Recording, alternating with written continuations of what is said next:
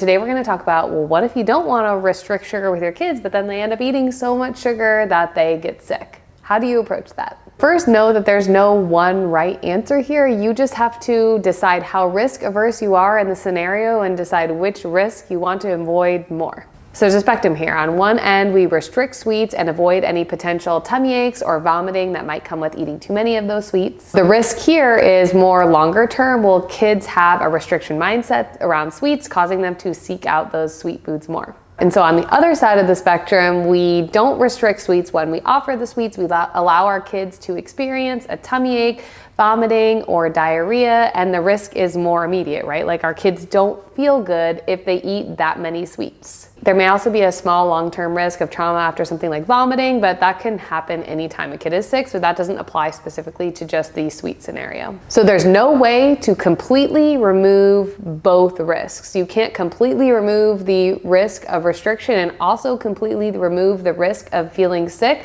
So you have to decide which risk and which level of which risk you're more comfortable with. There's no right answer. And there's other things to think about too, but before I mention those things, make sure you like and subscribe if you want to hear more about healthy relationships with food, including sweets for kids. Okay, other things to think about. Do you know that they're gonna have a stomach ache, or are you just taking your own experiences and applying that to your kids? Are you using the tummy ache excuse because you're just uncomfortable with the amount of sugar that your kids are eating? That might be a little bit of diet culture talking to you there. Is the child neurodivergent, and do they struggle with recognizing their hunger and fullness cues? And if that's the case, do you have a plan to support them?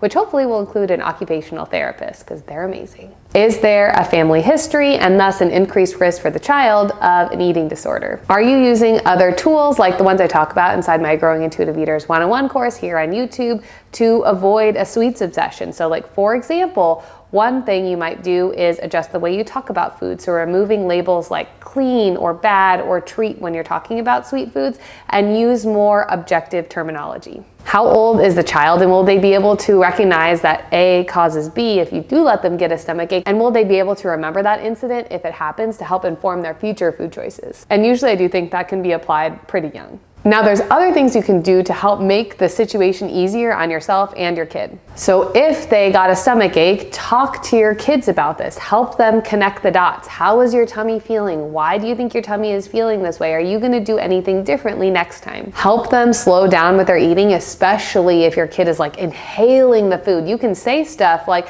hey, you can eat as much as you want, but I'd like you to slow down while you're eating because one, it's a little bit risky. I don't want you to choke, and I want you to enjoy the food too.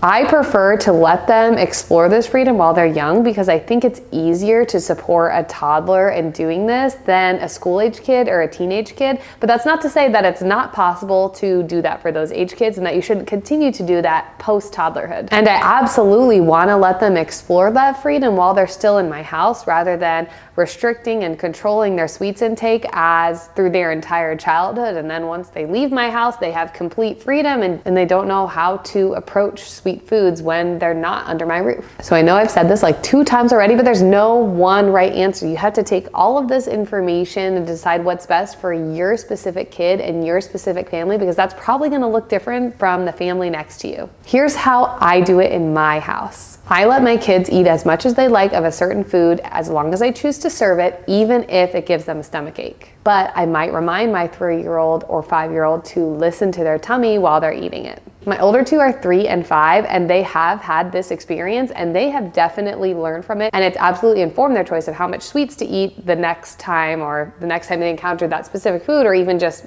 any kind of food. And I don't limit this discussion to just sweets, because in reality, their stomach would also hurt if they ate a ton of broccoli. So we discussed that example too. I say when we eat a lot of cupcakes at one time, it might make our tummy hurt. When we eat a lot of broccoli at one time, it can also make our tummy hurt. It's important to listen to our tummy, and sometimes we might even need to slow down while we're eating. If my kid seems to fixate on a certain food, I might serve it more to them so it seems like less of a big deal to them. If my kid asks for a sweet food, I try to work it into the meal plan either at that meal or sometime soon. And if we don't have it, I will order it at the grocery store if I'm able. So my overall goal here is to make sweets a no big deal food and to avoid that restriction mindset. I hope this helps. Make sure to leave your comments below and don't forget to like and subscribe for more on healthy relationships with food for kids. I'm Dr. Taylor. Thanks for watching.